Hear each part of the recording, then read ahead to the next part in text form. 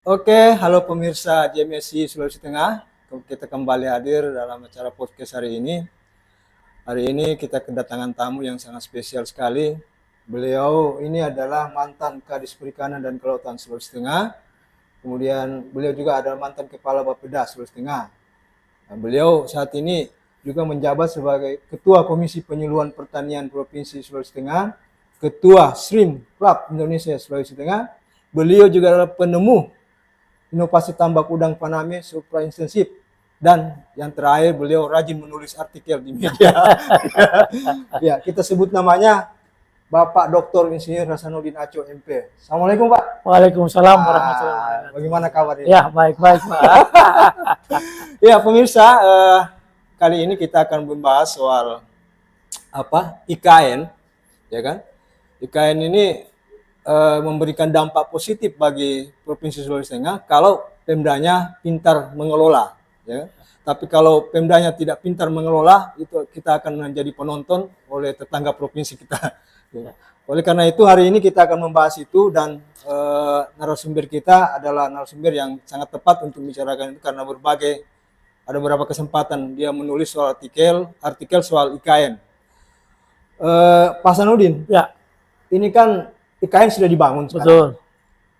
Seberapa besar sih dampaknya untuk Sulawesi Tengah Ya. ke depan? Ya. Silakan, Pak. Jadi yang pertama saya ingin jelaskan tentang latar belakang Iya. ibu kota negara pindah Pak ya. Iya. Itu harus kita tahu dulu. Jadi Pak Jokowi ini kan melihat bahwa ada disparitas pertumbuhan ekonomi Iya. antara kawasan barat dan timur. Nah, Kawasan barat itu 80% Pak. nah, Kita timur sekitar 20%. Sulawesi itu hanya 8%. Kontribusinya terhadap nasional. iya. Nah ini kalau sebuah negara ketimpangannya besar, Nah, ini stabilitas gampang diganggu Pak ya. iya. Makanya kita harus berikan apresiasi Iya. kepada Pak Jokowi yang Iya. berani memindahkan IKN. Meskipun kita tahu banyak tantangan ya, Iya. tapi tujuannya adalah pemerataan pertumbuhan dan memberikan manfaat bagi kawasan timur Indonesia, termasuk Sulawesi Tengah. Nah, Ya. Sulawesi Tengah ini dari sisi letak ya, ini sangat diuntungkan Pak. Karena hampir persis berhadapan Pak dengan ibu kota negara yang ada di Penajam Pasar Utara, iya. terutama daerah wilayah Nah, Kabupaten Donggala, nah, sekitar Tambul sana ya. iya. Itu sangat lurus ya ke IKN. Oleh karena itu kita harus mempersiapkan Pak Sulawesi Tengah ya. Jadi mulai gubernur, wali kota dan bupati semuanya. Iya. Tidak bisa sendiri Pak ya.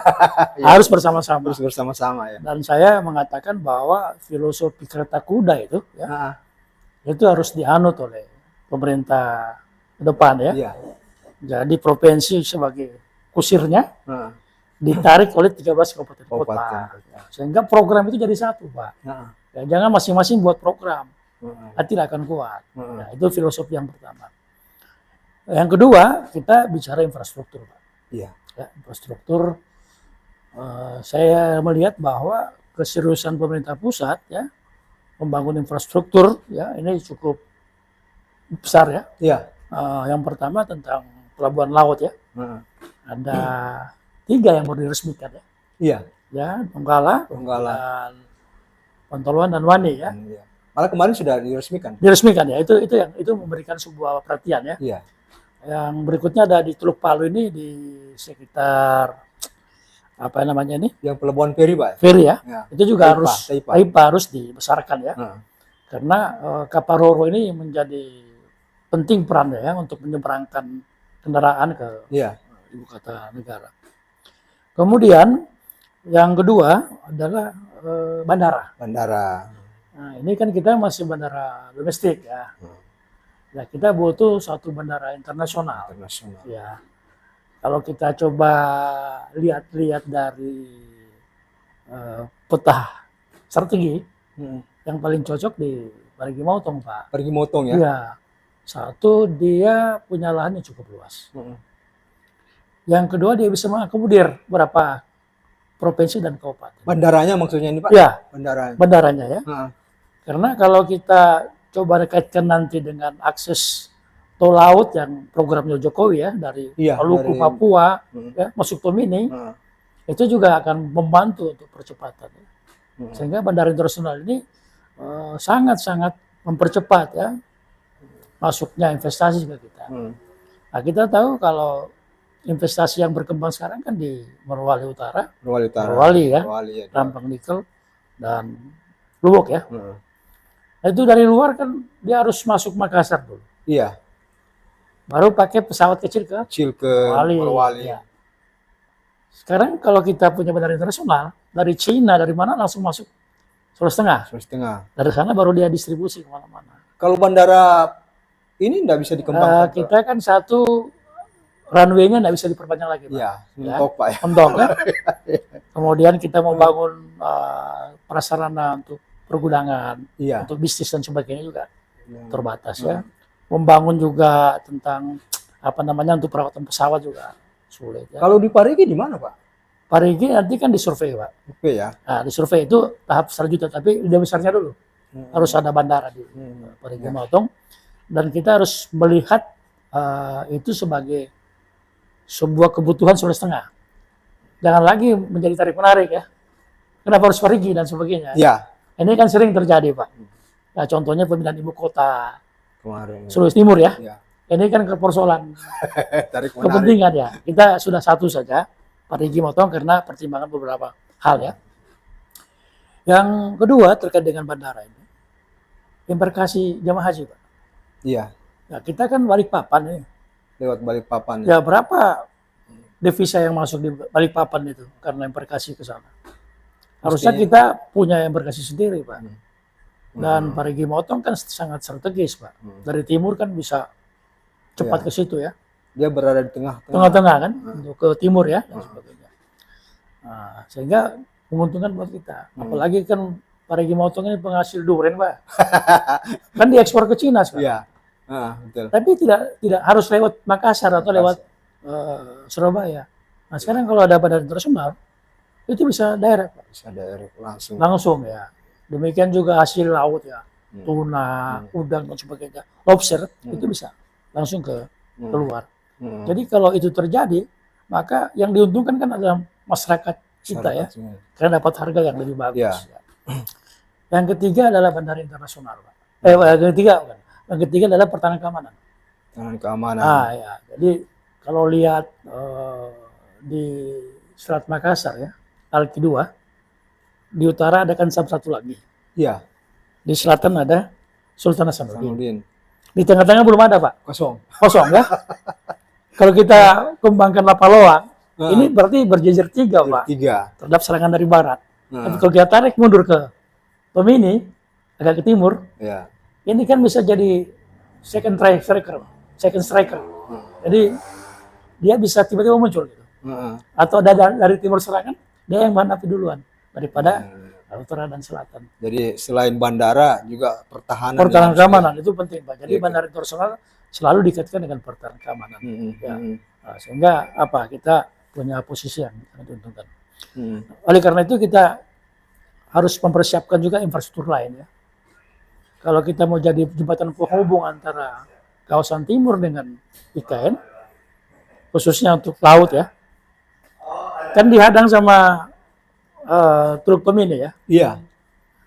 Nah kalau kita buat perencanaan jangka menengah dan jangka panjang, ini sangat menarik, harus dibuat perencanaan seperti itu. Jangka menengah ini ya buat tol ya, dari Kasimbar ke Tambu. Ya. Tol ya, Tol. itu memungkinkan dibangun. Di masing-masing ujung daripada jalan itu ada pelabuhan feri ya. Ya. Jadi kalau dari Papua, Maluku dengan Roro dia sampai di Kasimbar saja.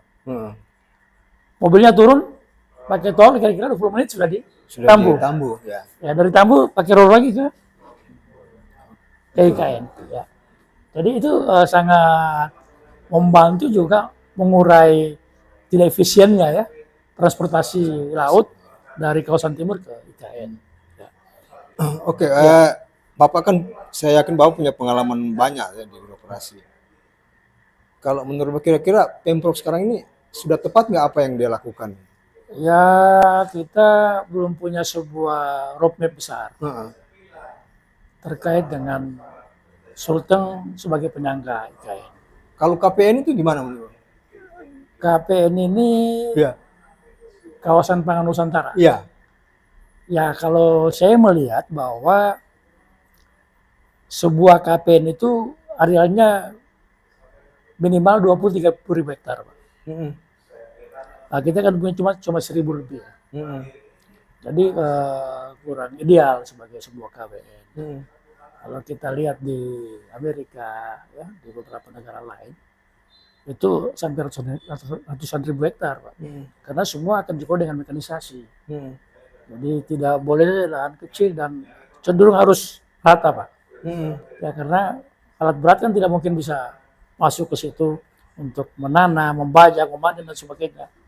Iya. Nah, itu konsep-konsep IKN. Nah, Nah, jadi memang kita harus sedikit merubah redaksinya, ya, bahwa yang namanya KPN itu akumulasi dari beberapa klaster-klaster yang sudah ada.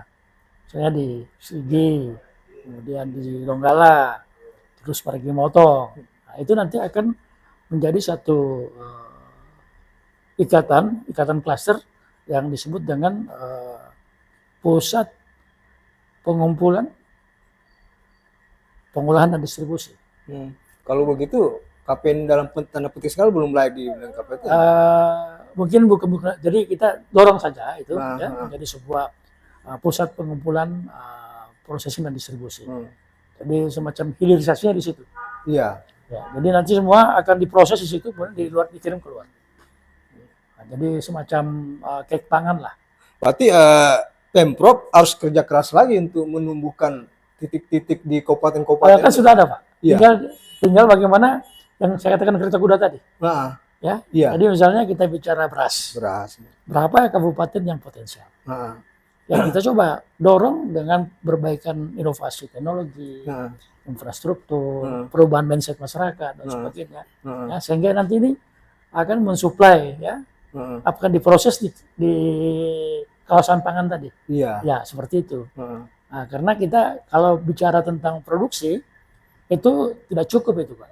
Ya, hanya 1.000 hektar ya. Iya. Nah, kita harus kembangkan yang sudah ada di 13 kabupaten kota itu. Nah, jadi kalau kita bicara cake pangan lah, kawasan khusus yang berbasis pangan. Iya. Nah, seperti itu. Ya. Jadi nanti semua akan masuk ke situ. Saya kasih contoh kawasan industri Makassar, Kima. Wah, Kima itu sangat maju, Pak. Punya aset pemerintah provinsi. Sekarang harga tanah di situ, Pak, 1 meter 5 juta. Dulu waktu baru dibuka, itu sekitar 3.000-4.000 rupiah 1 meter. Sekarang 5 juta, Pak. Jadi begitu besar dia punya kelipatan, ya. Dan pemerintah provinsi mendapatkan manfaat dari kawasan industri Makassar. Ada industri prosesing udang, ada industri penunjang untuk buat styrofoamnya, ada industri untuk membuat kerak telur dan sebagainya, ada industri pabrik pakan ternak dan seterusnya. Jadi di Bijurung saling menunjang. Lengkap, Pak, ya? Ya, seperti itu. Jadi orang juga akan masuk ke situ berinvestasi. Ya. Nah, terus, Pak. Terus ini kan sudah ada beberapa hal yang dilakukan oleh pemerintah provinsi untuk mempersiapkan diri sebagai penyangga IKN. Kalau menurut Bapak kira-kira apa lagi yang perlu dilakukan ke depan biar lebih mantap dan tidak ketinggalan dengan daerah-daerah lain? Kesiapan sumber daya manusia, Pak. Sumber daya manusia. Ya, itu juga penting. Karena kan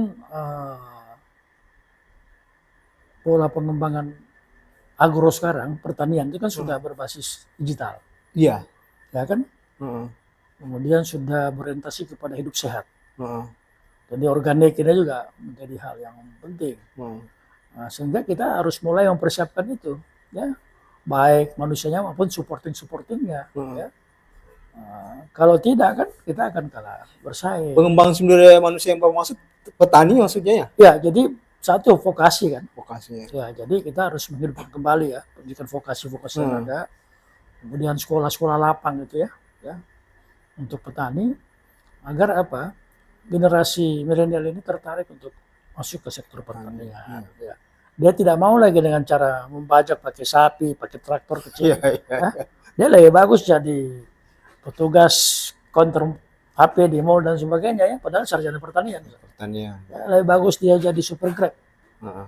lebih menghasilkan. Tapi kalau kita rubah ya, sistem pertanian kita, Heeh. ya pasti mau kembali. Ya, seperti itu kira-kira Ya, jadi menjadi problem kita. Sulawesi Tengah ini kan potensi pertanian cukup besar, Pak. Ya, ya, ya. Jadi mungkin arahnya ke depan pertanian perlu dihidupkan. Ya, jadi kalau kita lihat kontribusi sektor terhadap PDRB Sulteng, karena 17 sektor, Pak. Iya. Tadinya kira-kira 10 tahun sebelumnya, sebelum tambang aktif di Merwali Iya. Utara, kontribusi sektor pertanian itu terhadap PDRB kurang lebih 40% lebih, Pak. Sekarang tinggal separuh. Diganti oleh industri pengolahan tambang. Menurun ya. Menurun, ya. Padahal sektor ini mempekerjakan kurang lebih 60% masyarakat Sulawesi Tengah. Makanya kalau kemiskinan susah turun, ya, salah satunya itu. Jadi mestinya ke depan pertanian jangan kalah sama tambang lah Ya ya. harus diberikan porsi, Pak. Iya. Jadi kalau tambang kan sifatnya sementara, Pak. Ah. Akan habis itu. Tidak boleh, ya. Ya. Tapi makanan tidak boleh digantikan, Pak. Kan cuma dua ini komoditas yang tidak bisa digantikan, pangan sama energi. Iya. Tambang juga butuh pertanian, Pak. Iya, dia orang lain yang isi, Pak. Iya, iya, iya. Orang lain yang isi. Ah. Dari Makassar, Makassar. dari Surabaya dan sebagainya kan. Iya, yang Ya. kecil-kecil begitu. Harusnya, Pak. Pastinya kita yang isi dong ya. Iya. Iya, iya. Ya, jadi harus ada pembagian tugas lah ya, yang orientasi ke pangan ya, dalam arti luas, pertanian, tanaman pangan, peternakan, perkebunan, perikanan, ya, itu juga harus menjadi. Kalau bicara sumber daya berarti pendidikan vokasi khusus pertanian, Pak, yang harus digenjot ya. Ya, jadi pertanian, pertambangan, otomotif, digital, Nah, itu semua karena semua yang harus. saling berbarengan, Pak. Nah, Karena nanti kalau bicara pertanian modern ini kan sudah bicara digital, Pak. Dia cuma pantau dari HP saja. Iya, iya, iya. Harus kita persiapkan, Pak. Nah, Memang sekarang belum, tapi 5 tahun akan datang, ya mana tahu kayak Gorontalo sudah lebih maju dari kita kan, akhirnya apa? Dia lebih maju. iya. Sulawesi Barat dan sebagainya. Apalagi kan IKN jalan terus Iya. nih. Kayak tahun ini sudah pindah nih anunya. Ya, ini upacara 17 kan di sana, Di Pak. sana, iya. Pelantikan presiden juga di sana. Nah. Rencanakan. Kemudian dirancang oleh Pak Ridwan Kamil ya, Gubernur Jawa Barat. Jawa Barat, ex-gubernur Jawa Barat. Iya. Itu bisa menampung 5 juta orang, Pak. Heeh. IKN. Jadi Pak bisa bayangkan kalau 5 juta orang itu berapa pangan yang akan dibutuhkan. Ini juga makan siang gratis bagus juga. Ya, bicara pangan, Pak. Bicara telur, bicara beras, bicara ikan, bicara tempe, tahu. Nah kalau kita masih impor dia punya tahu, tempe, kedelainya, ya. Cari ikan juga susah, telur juga masih dari luar. Ya, jadi mestinya Pemprov harus menganggap itu, Menganggap itu bahwa ini sebuah potensi yang Potensi harus didorong ya. Heeh. Nah, sektor pembiayaan juga harus masuk, Pak. Perbankan ini jangan cuma kredit konsumtif. Ya, kalau kredit pegawai kan paling cepat, Pak. Nah, risiko kan? Iya. Nah, kita harus kredit produktif, terutama di sektor pertanian. Mestinya dia melirik swasta juga, Pak ya. Iya, itu harus dibangun, Pak. Iya. Ya, ini kan punya pemerintah nih, Bang Sultan. Nah, Ya, coba gubernurnya atau bupatinya ya. Coba, kalau dorong ini sektor-sektor pangan ya, heeh. ternak dan sebagainya ya. Heeh. Banyak sekali yang harus dikembangkan. Heeh. Ya, kemarin sih Pak Gub sudah gembar-gembor untuk memberikan kredit murah ke petani, tapi kayaknya Ya, tidak itu kan jalan. kembali kepada mekanisme perbankan, Pak. Iya, iya, iya, iya, iya. Ya, tapi sebenarnya bisa diatur, Pak. Heeh. Jadi harus dibuat semacam desain dulu ya, Heeh. Heeh. di mana satu program pengembangan pangan Sulawesi Tengah, Heeh. termasuk dalamnya pembiayaannya seperti apa. Oke, Pak.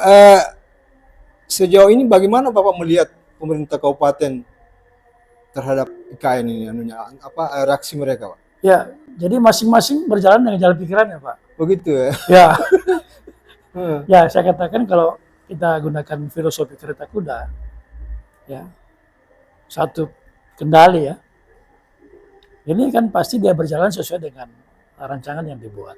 Iya. Ya. Termasuk supporting biaya kan.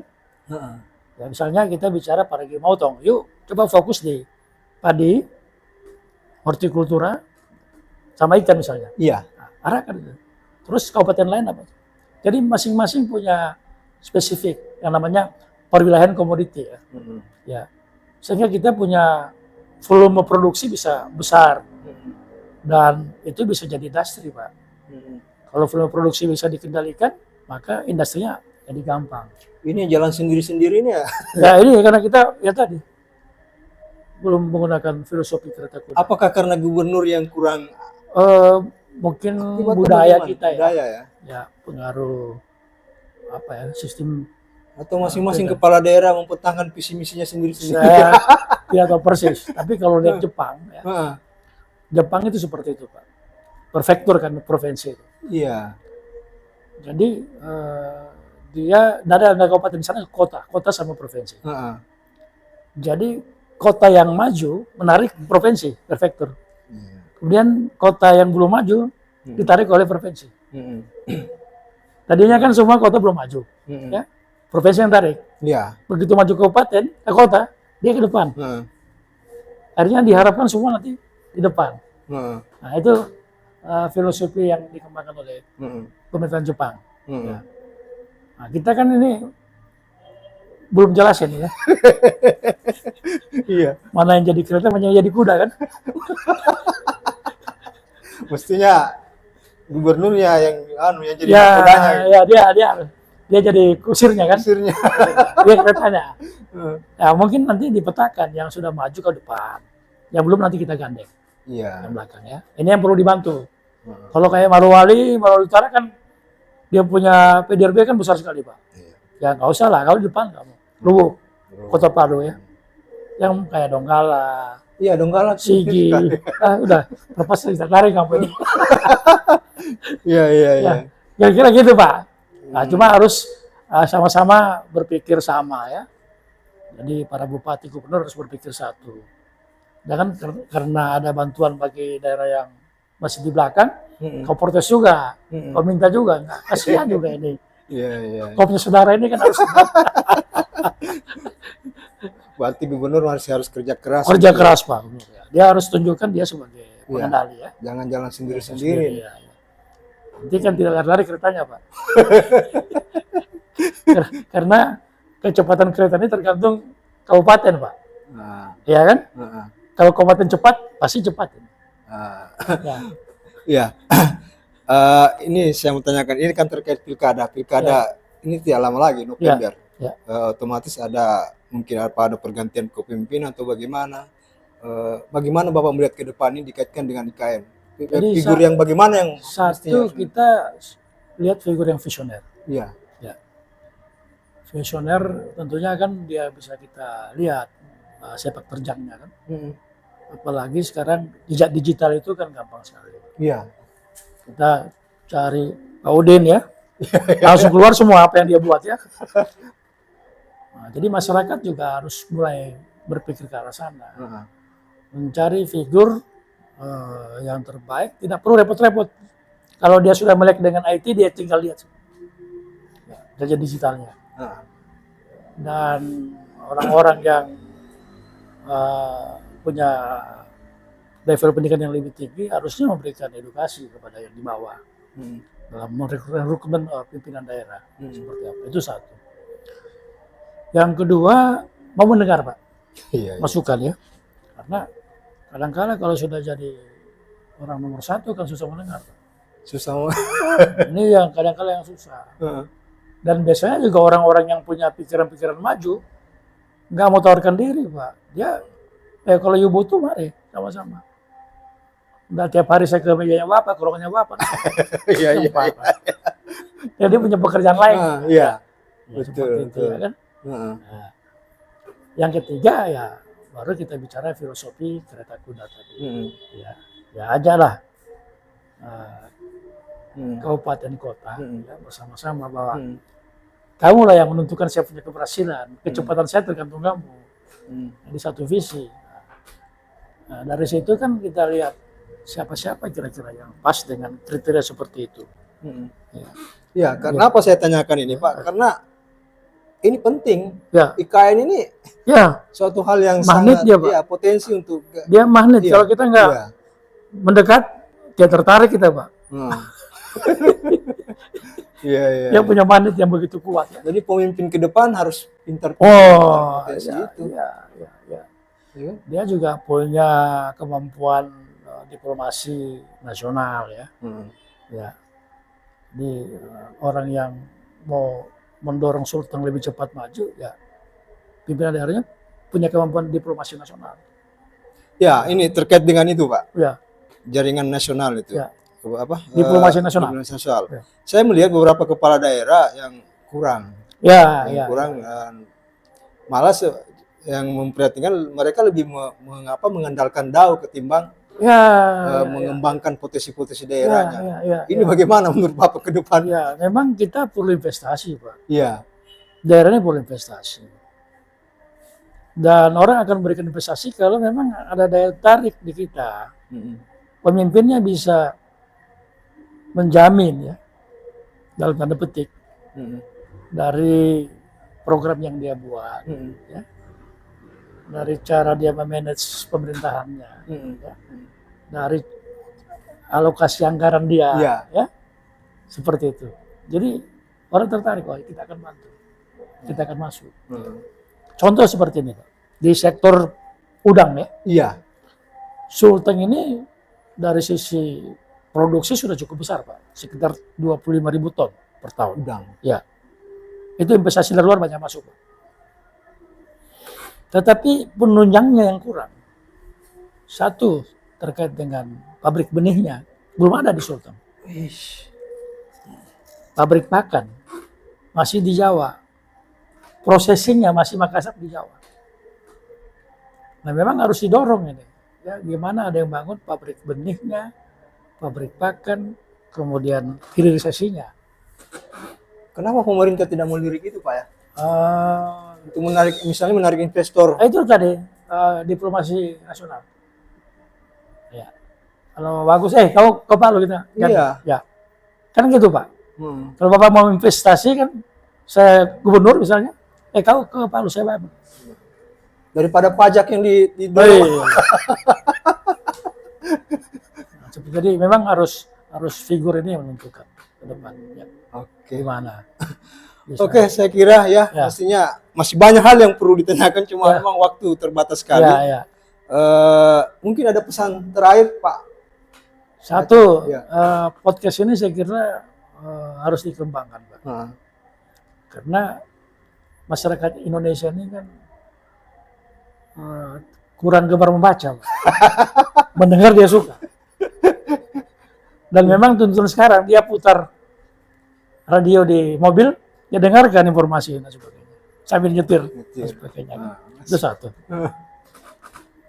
Yang kedua, ya memang kita harus akui, Pak, bahwa peringkat Indonesia dalam literasi itu ke-12, Pak, di Asia Tenggara, ya. Jadi memang harus kita dorong ini terus dengan berubah, ya, dari membaca mendengar. Ya. Jadi kita harus cari strategi, ya. Tidak mungkin dia dipaksa untuk membaca, ya. Karena sudah karakter seperti itu. Kita ambil sebuah strategi, merubah. Dia masuk ke kepalanya dengan mendengar. Jadi saya kira podcast ini punya prospek yang luar biasa untuk kita kembangkan, mengingat karakter masyarakat kita tidak gemar membaca, tapi tidak gemar mendengar. Demikian, Pak. Oh iya. Ya. Oke, terima kasih Pak Aminuddin Ijo.